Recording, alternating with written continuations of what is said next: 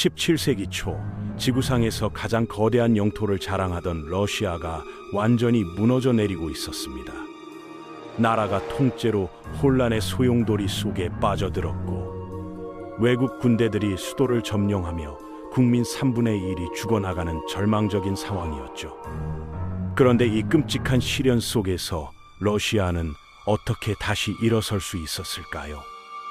오늘은 러시아가 최악의 위기를 극복하고 유럽 최강국으로 거듭나는 놀라운 이야기를 들려드리겠습니다. 1612년 러시아의 상황은 정말 참혹했습니다. 역사학자들이 혼란의 시대라고 부르는 이 시기에 러시아 땅 곳곳에서는 전쟁의 포화가 끊이지 않았고 굶주림과 전염병이 창궐했죠. 더 끔찍한 것은 외국 침입군들이 러시아의 심장부를 장악하고 있었다는 사실입니다. 폴란드군이 모스크바를 점령했고 스몰렌스크와 노브고로드 같은 주요 도시들까지 적의 손에 넘어간 상태였죠. 이 시기 러시아 인구는 전쟁과 기근으로 급격히 감소했고 농업과 상업이 완전히 마비된 상황이었습니다. 그런데 바로 이때 드미트리 포자르스키라는 용감한 장군과 상인 쿠즈마 미닌이 나타났습니다. 이들은 절망에 빠진 러시아 국민들을 하나로 결집시켜 의용군을 조직했죠. 놀랍게도 이 자발적인 군대가 모스크바로 진군해 폴란드군을 몰아내는 데 성공했습니다. 러시아 정부는 이 역사적인 승리를 기념하기 위해 2005년부터 매년 12월 4일을 국민 통합의 날로 지정해 기념하고 있습니다. 이 의용군의 승리는 단순한 군사적 성공을 넘어서 러시아 민족의 정체성을 회복하는 중요한 계기가 되었습니다. 위기를 극복한 러시아 국민들은 새로운 지도자가 필요하다는 것을 깨달았습니다. 러시아 전체를 대표하는 의회인 젬스키 소보르가 열렸고 여기서 16세의 어린 귀족 미하일 로마노프가 새로운 차르로 선출됐죠. 누가 이 소년이 향후 300년간 러시아를 지배할 거대한 왕조의 시조가 될지 상상이나 했을까요? 미하일의 선출은 러시아 역사에서 매우 중요한 전환점이 되었습니다. 차르 미하일은 전쟁으로 만신창이가 된 나라를 회복시키기 위해 현실적인 선택을 했습니다. 일부 영토를 포기하는 대신 평화를 얻었죠. 이는 당시로서는 굴욕적으로 보일 수 있었지만 러시아가 다시 힘을 기를 수 있는 소중한 시간을 벌어준 현명한 결정이었습니다. 미하일은 32년간 통치하면서 러시아의 기반을 다시 닦는 데 집중했습니다. 그의 아들 차르 알렉세이 시대에 러시아는 큰 변화를 겪게 됩니다. 가장 중요한 사건은 소보르노의 울로제니에라는 새로운 법전이 만들어진 것이었습니다. 그런데 이 법전은 러시아 사회에 엄청난 영향을 미쳤죠. 인구의 78%에 달하는 모든 농민들이 농노라는 신분으로 고착화됐습니다. 이들은 사실상 노예와 다름없는 삶을 살아야 했고 이런 신분은 자녀에게까지 대물림됐습니다. 자유롭게 여행할 권리도 자신의 주인을 선택할 권리도 없었죠. 이 제도는 무려 200년 동안 러시아 농촌 사회를 지배하는 근간이 되었습니다. 농노제는 러시아 경제 발전에 중요한 역할을 했지만 동시에 사회적 갈등의 씨앗이 되기도 했습니다. 한편 러시아 정교회에서도 큰 변화가 일어났습니다.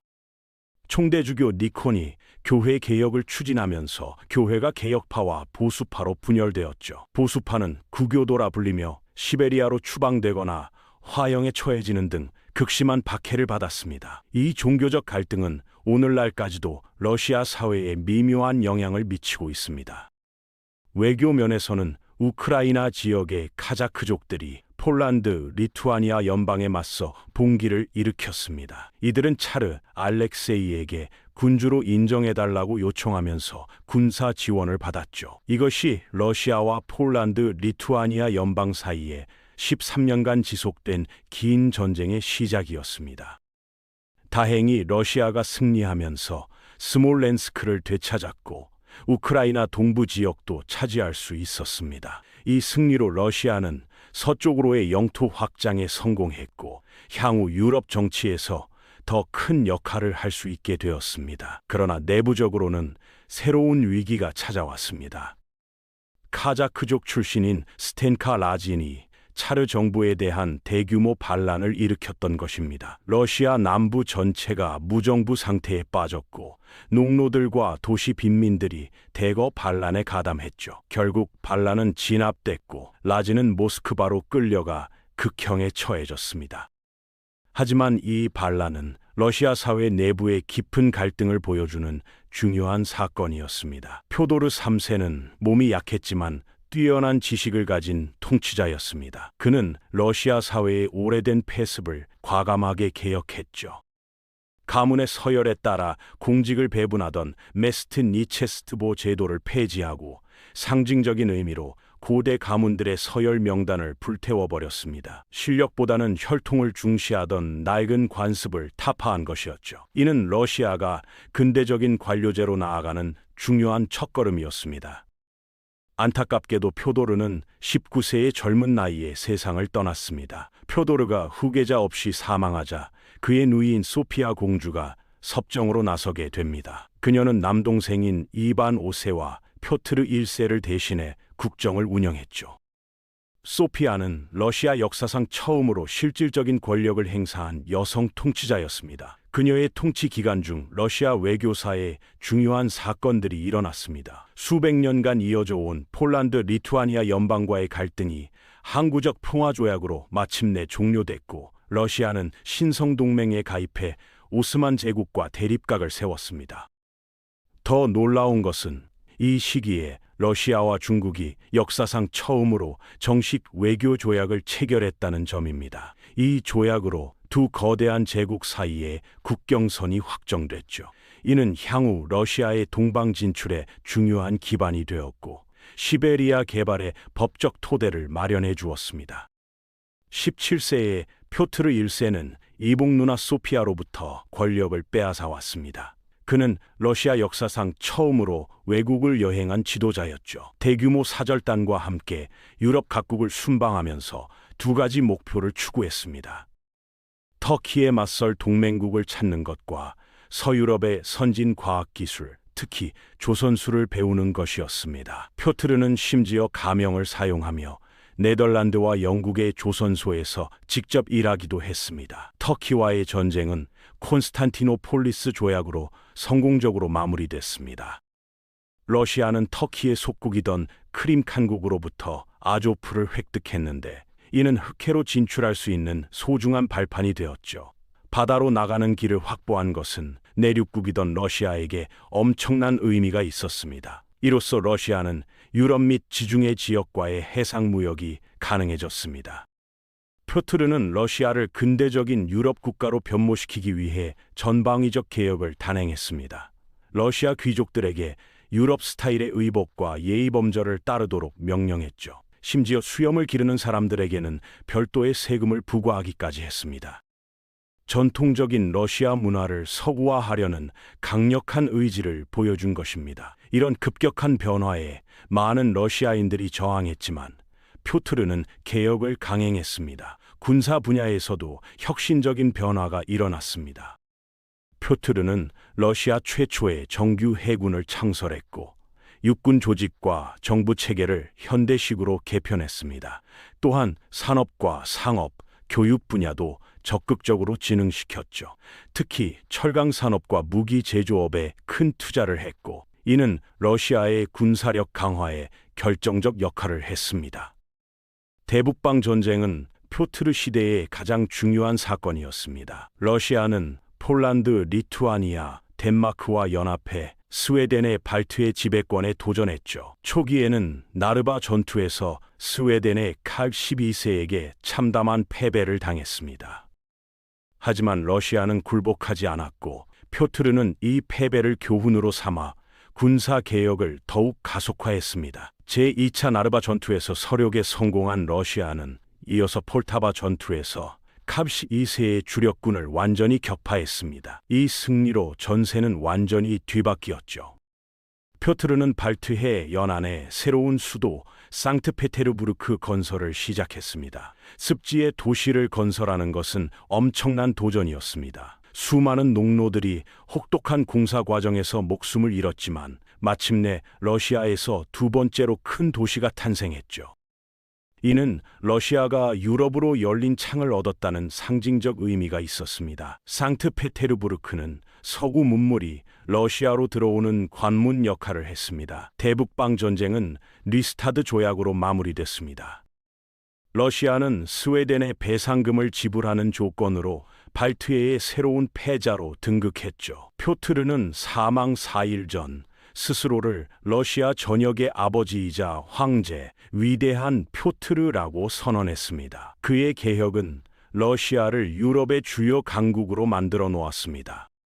표트르 사후 러시아는 여성 통치자들의 시대를 맞게 됩니다. 그의 아내 예카테리나가 뒤를 이었고, 이어서 손자 표트르 2세가 즉위했지만 14세에 천연두로 요절했습니다. 이 시기 러시아 궁정에서는 권력 투쟁이 끊이지 않았고 정치적 불안정이 계속되었습니다.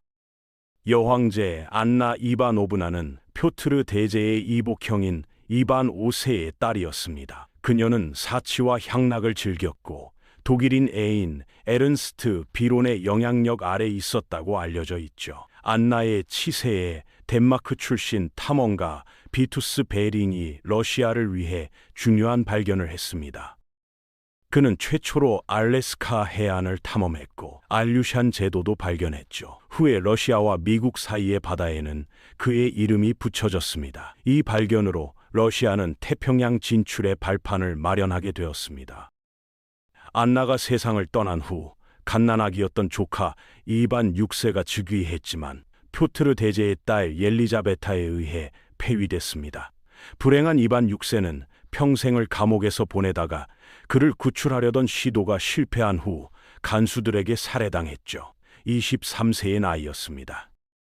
이는 러시아 역사상 가장 비극적인 사건 중 하나로 기록되고 있습니다. 옐리자베타는 화려한 생활을 즐기며 많은 젊은 남성들과 연애했지만 동시에 뛰어난 결단력과 리더십을 보여주었습니다. 그녀는 프랑스, 오스트리아와 동맹을 맺고 프로이센의 프리드리히 대왕에 맞서 7년 전쟁에 참여했죠. 러시아군은 쿠네르스도르프 전투에서 프리드리히를 크게 물리쳤지만 아쉽게도 이 승리를 완전히 활용하지는 못했습니다. 그래도 이 전쟁을 통해 러시아의 군사력이 유럽 전체에 알려지게 되었습니다. 이 시기 상트페테르부르크에서는 막대한 비용을 투입해 겨울궁전이 완공됐습니다. 이곳은 1917년 러시아 혁명이 일어나기 직전까지 러시아 황제들의 공식 거처 역할을 했죠. 겨울궁전은 러시아 제국의 위대함을 상징하는 건축물이 되었습니다. 표트르 3세는 표트르 대제의 손자였지만 덴마크에서 자란 탓에 러시아어를 제대로 구사하지 못했습니다. 더 문제가 된 것은 그가 러시아의 적인 프리드리히 대왕을 매우 존경했다는 점이었죠. 실제로 그는 거의 패배 직전까지 몰린 프리드리히를 구하기 위해 7년 전쟁에서 러시아를 철수시켜버렸습니다. 이런 행동에 많은 장군들이 분노했고 국민들도 그를 배신자로 여겼습니다. 표트르의 독일인 아내 예카테리나는 평소 남편을 깊이 경멸하고 있었습니다. 결국 그녀는 분노한 장군들과 손을 잡고 표트르 3세를 폐위시켰죠. 표트르 3세는 일주일 후 의문스러운 죽음을 맞았고 그의 아내 예카테리나가 러시아의 새로운 황제가 되었습니다. 그녀의 통치 시대는 러시아 역사상 가장 찬란했던 황금기 중 하나로 기억되고 있으며 이후 34년간 지속된 그녀의 치세는 러시아를 진정한 유럽의 강국으로 만들어 놓았습니다. 한때 몰락의 문턱에 섰던 나라가 불과 한 세기 만에 유럽의 패권을 쥔 제국으로 거듭났습니다. 혼란의 시대를 이겨낸 러시아의 역사는 위대한 제국의 탄생이 언제나 절망의 끝에서 시작된다는 사실을 보여줍니다. 지금까지 러시아 제국의 부활, 그 파란만장한 역사를 함께 살펴봤습니다.